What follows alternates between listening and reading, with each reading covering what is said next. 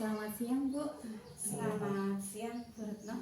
Bagaimana kabar Ibu hari ini? Alhamdulillah sehat, begitu juga mungkin Bu Retno sehat selalu. Alhamdulillah sehat Ibu. Baiklah, pertama-tama saya mau mengucapkan terima kasih Ibu atas sama-sama. waktu yang telah diberikan kepada saya dalam sesi wawancara ini. Hari ini saya ingin mewawancarai Ibu selaku kepala sekolah di SD Negeri Benar Kulon. Wawancara kali ini tentang praktik pengambilan keputusan yang selama ini Ibu telah jalankan, terutama itu untuk kasus-kasus yang dimana nilai-nilai kebajikan itu saling bersinggungan atau untuk kasus-kasus yang dilema etika yang sama-sama benar seperti itu Bu. Baik Bu, untuk kita mulai ya pertanyaan yang pertama. Selama ini bagaimana Ibu dapat mengidentifikasi kasus-kasus yang merupakan dilema etika ataupun bujukan moral? Ya, terima kasih nih Bu Retno. Ini berproses di tugas Bu Retno selaku CGP Angkatan 10 berkaitan dengan tadi yang Bu Retno sampaikan tentang kasus dilema etika dan juga untuk bujukan moral. Begini, cara saya untuk mengidentifikasi khususnya berkaitan dengan dilema etika maupun bujukan moral, di sini saya harus benar-benar memahami dari kasus tersebut. Nah, nanti tentu saja saya akan memahami dengan cara mungkin saya akan melakukan komunikasi dengan apa yang ada di SD Negeri Benar Kulon, terutama ini dari berbagai pihak.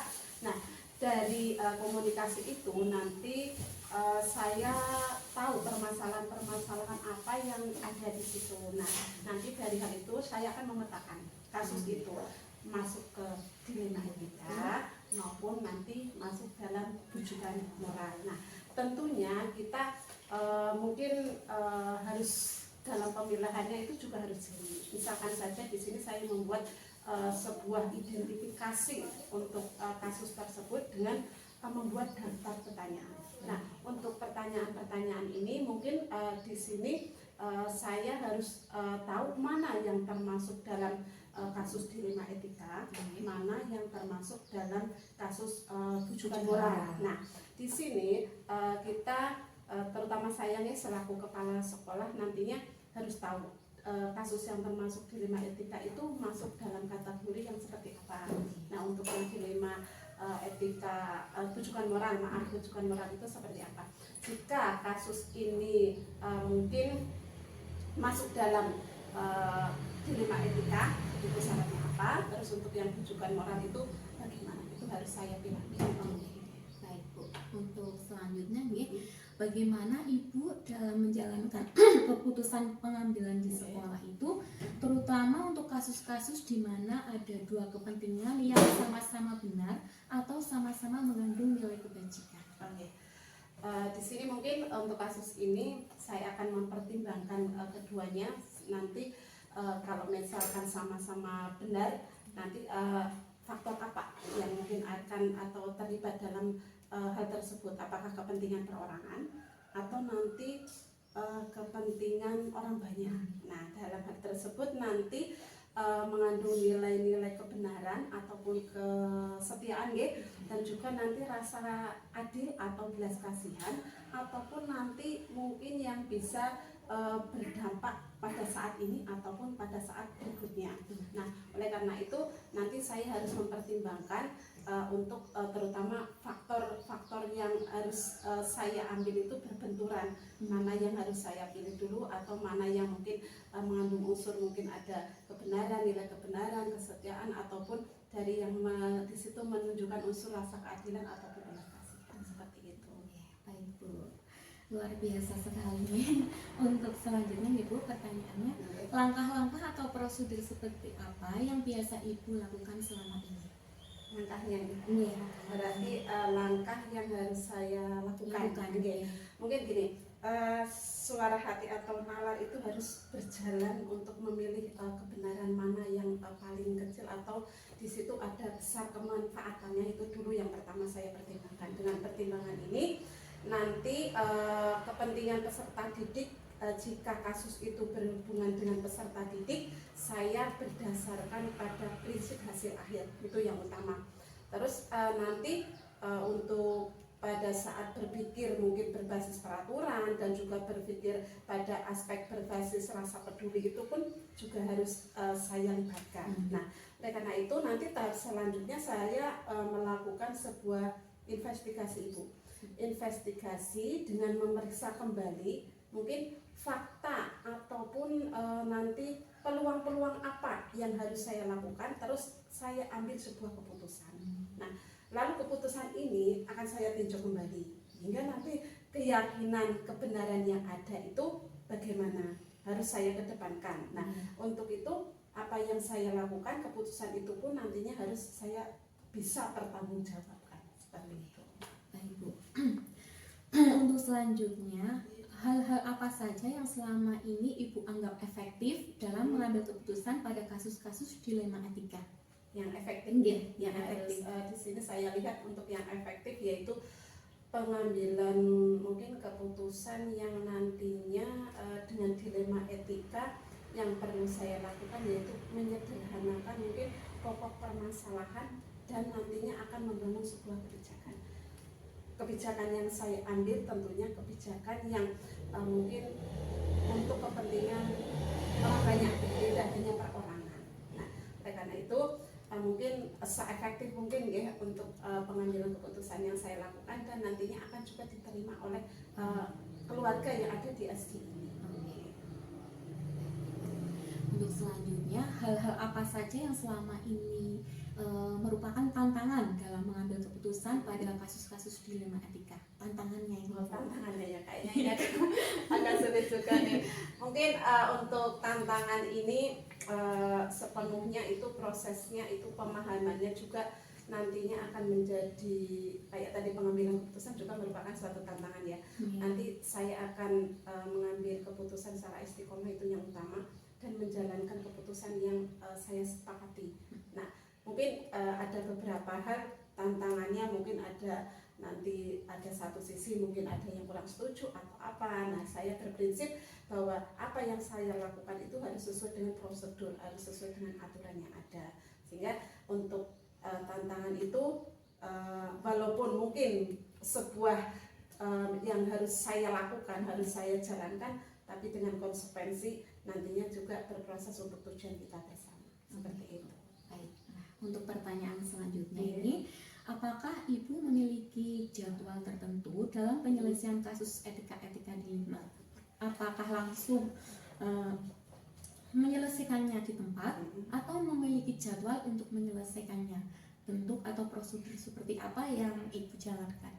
Kalau jadwal kayaknya tidak ada jadwal secara khusus ya. Nanti untuk penyelesaian kasus itu saya prioritaskan dulu mana yang mungkin perlu secepatnya saya selesaikan. Nanti tergantung dari kapasitas pentingnya seberapa. Terus nanti untuk bagaimana skala prioritasnya saya utamakan. Nah, agar tercipta nanti kalau misalkan yang lebih cepat dulu, oh ini segera, memang harus segera, saya harus selesaikan. Nah, untuk yang memang mungkin di sini tingkat kecepatannya harus lebih, itu nanti diharapkan akan menciptakan lingkungan yang kondusif dan juga nanti untuk menuju kebaikan ke seluruh warga sekolah kita. Seperti itu. Sehingga tidak ada secara jadwal tertentu lah, sehingga skala prioritas mana yang saya utamakan, seperti itu. Baik Bu. Nah, untuk selanjutnya ya, adakah seseorang atau faktor-faktor apa yang selama ini mempermudah atau membantu Ibu dalam pengambilan keputusan dalam kasus-kasus dilema etika ini? Berarti di sini mungkin seseorang ini ya. Nah, kalau saya cenderung memang ada di sekolah, di sini kan ada guru senior nih. Karena bisa dikatakan saya di sini juga baru berproses belajar dari rekan guru-guru senior yang ada.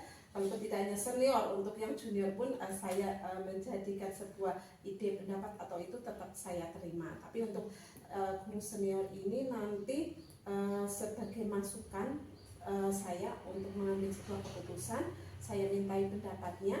Tapi di sisi lain juga saya berkomunikasi dengan warga sekolah secara umum, secara semuanya totalitas. Nah, pengelolaan emosi ini nanti mungkin harus secara dengan baik, dan nantinya pemahaman tentang teori pengambilan keputusan ini sebagai pemimpin khususnya manajemen yang ada di sekolah ini nanti diharapkan akan juga mempermudah, membantu, karena ada pertimbangan. Kalau kita meminta pertimbangan dari guru yang senior, nanti paling tidak kita akan mempermudah untuk pengambilan keputusan, dan beliau-beliau itu nanti sudah pengalaman lebih dahulu, setidaknya membuat saya ada referensi untuk pengambilan sebuah keputusan.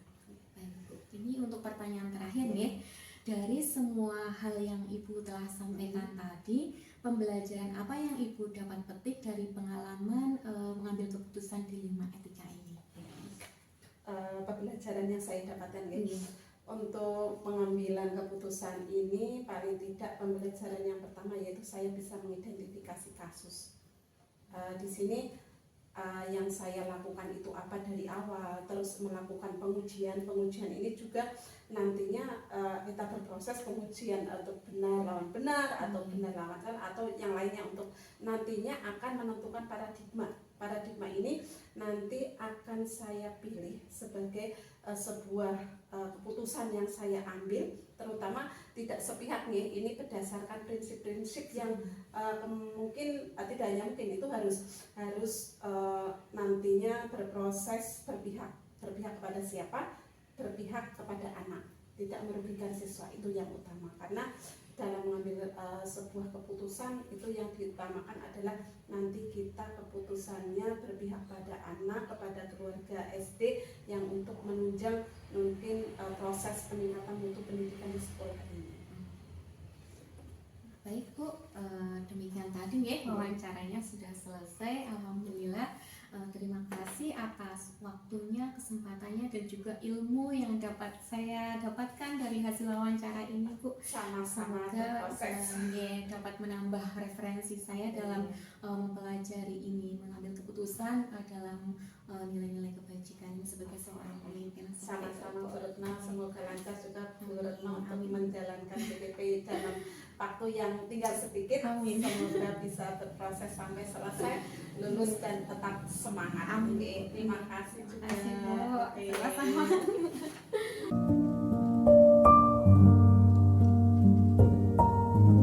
Bu Sevi. Siang, Bibir. Bagaimana kabar hari ini? Alhamdulillah sehat. Sebelumnya saya mengucapkan terima kasih atas waktu yang telah diberikan. Izinkan saya untuk melakukan wawancara tentang praktik pengambilan keputusan yang selama ini Ibu lakukan sebagai kepala sekolah di TK Marsudi Benerwetan, terutama untuk kasus-kasus yang dimana nilai-nilai kebajikan itu saling bersinggungan, atau untuk kasus-kasus dilema etika yang sama-sama benar. Nanti ada beberapa pertanyaan yang akan saya sampaikan kepada Ibu. Mohon berkenan Ibu untuk menjawabnya. Insya Allah. Untuk pertanyaan yang pertama, selama ini bagaimana Ibu dapat mengidentifikasi kasus-kasus yang merupakan dilema etika atau bujukan moral? Yang saya lakukan untuk mengidentifikasi kasus-kasus yang terjadi, yang pertama saya melakukan pengamatan terlebih dahulu. Setelah itu mencari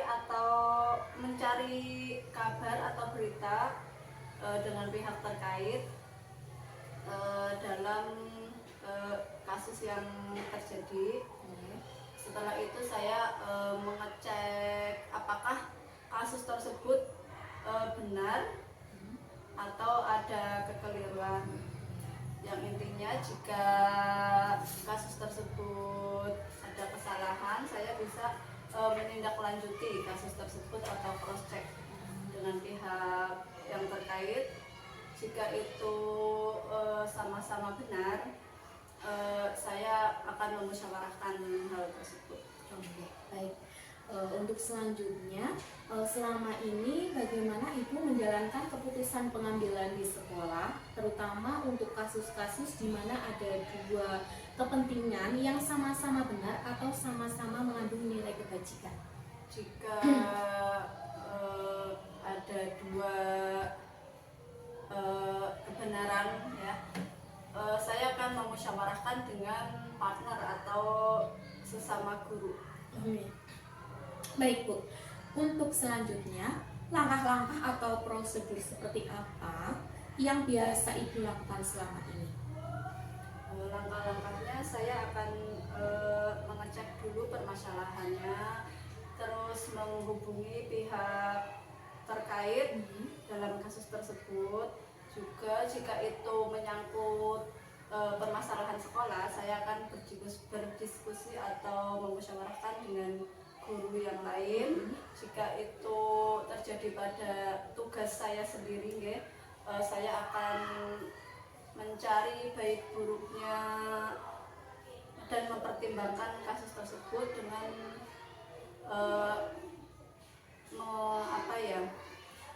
mencari aturan yang berlaku. Baik Bu.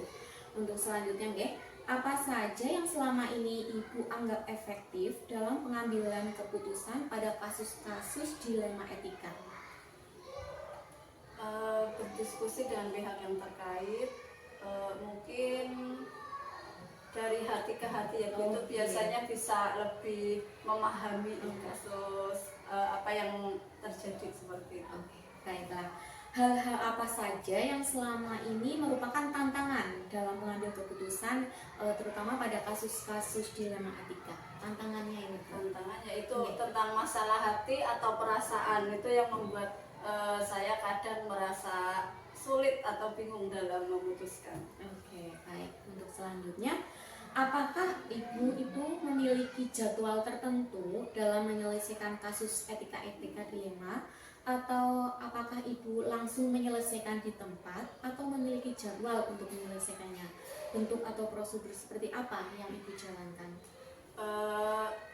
Dalam kasus tertentu mungkin ada beberapa seberapa mendesaknya kasus tersebut harus segera atau bisa ditunggu seperti itu. Mungkin kalau mendesak, bisa saya mengatur jadwal dengan pihak terkait juga untuk segera menyelesaikan kasus tersebut. Oke, baiklah. Untuk pertanyaan selanjutnya, adakah seseorang atau faktor-faktor apa yang selama ini mempermudah atau membantu Ibu dalam mengambil keputusan dalam kasus-kasus dilema etika? Saya lebih melibatkan dengan warga sekolah, termasuk khususnya guru, karena kalau di tempat saya itu hanya ada guru dan kepala. Oke, seperti itu. Baiklah, ini untuk pertanyaan terakhir Ibu. Dari semua hal yang telah disampaikan tadi itu, pembelajaran apa yang Ibu petik dari pengalaman ketika mengambil keputusan dilema etika ini? Pembelajarannya mungkin semua masalah itu bisa dipecahkan. Ada jalan keluarnya, tergantung kita dalam menyikapinya. Juga mengacu pada aturan yang berlaku dan mempertimbangkan baik buruknya, di mana dampak buruk yang paling minimal itu yang dapat saya ambil. Baiklah Bu, demikian tadi ya wawancara kita hari ini. Terima kasih atas ilmu-ilmu yang telah diberikan, pengalaman-pengalaman tentang mengambil keputusan sebagai seorang pemimpin. Sekali lagi terima kasih Bu. Sama-sama.